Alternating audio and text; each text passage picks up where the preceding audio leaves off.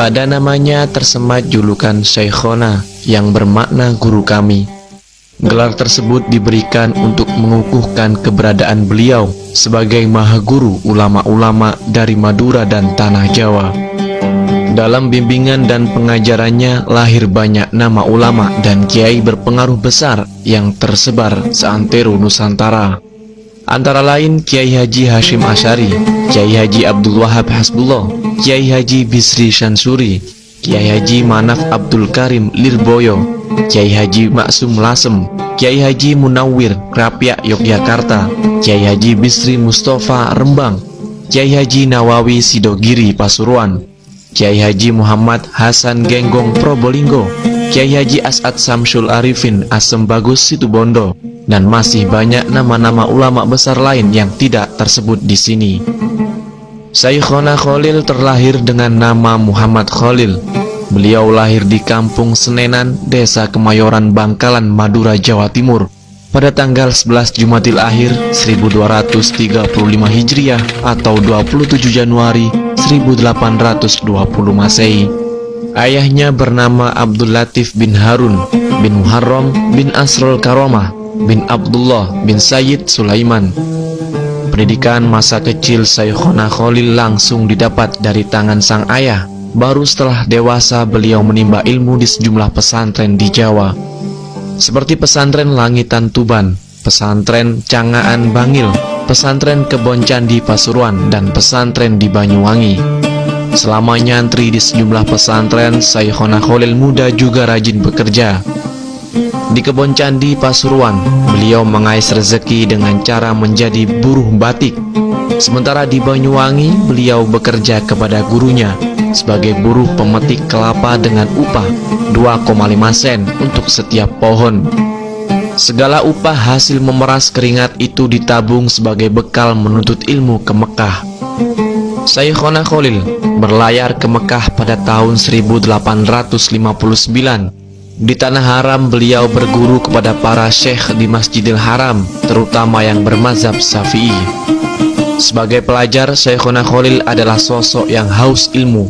Tidak hanya kepada para masyayikh, beliau juga belajar kepada sesama santri Nusantara yang sedang menuntut ilmu di Mekah, seperti Syekh Nawawi Al-Bantani, Syekh Utsman bin Hasan Ad-Dimyati, Sayyid Ahmad bin Zaini Dahlan, Syekh Mustafa bin Muhammad Al-Afifi Al-Makki, Syekh Abdul Qadir Hamid bin Mahmud Asy-Syarwani, Kiai Haji Hashim Asy'ari, Kiai Haji Wahab Hasbullah, dan Kiai Haji Muhammad Dahlan.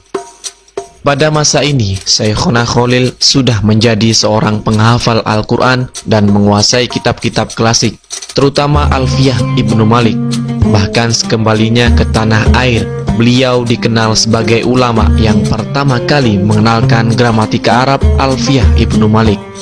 Masyarakat juga mengenalnya sebagai sosok guru, ulama, dan tokoh karismatik yang berhasil menggabungkan fikih dan tarekat. Nama Syekhona Khalil juga terpatri kukuh dalam sejarah pendirian Jam'iyah Nahdlatul Ulama.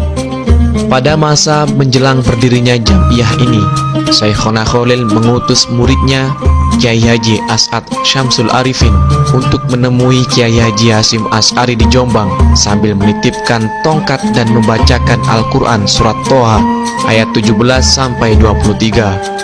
Tongkat dan bacaan ayat Al-Quran tersebut adalah sebuah isyarat bahwa Syekhona Khalil tidak berkeberatan kalau Kiai Haji Hashim Asy'ari dan sejumlah kiai yang lain mendirikan Jam'iyah Nahdlatul Ulama. Syekhona Khalil wafat tahun 1925, 1 tahun sebelum NU berdiri. Beliau tidak sempat menyaksikan Jam'iyah yang didirikan para teman dan muridnya ini berdiri dan tumbuh hingga menjadi seperti hari ini.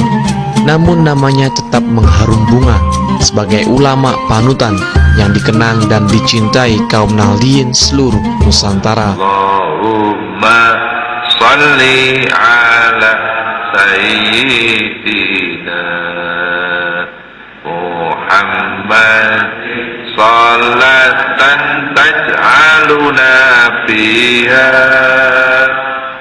min ahlil ilmi zahiran wa batina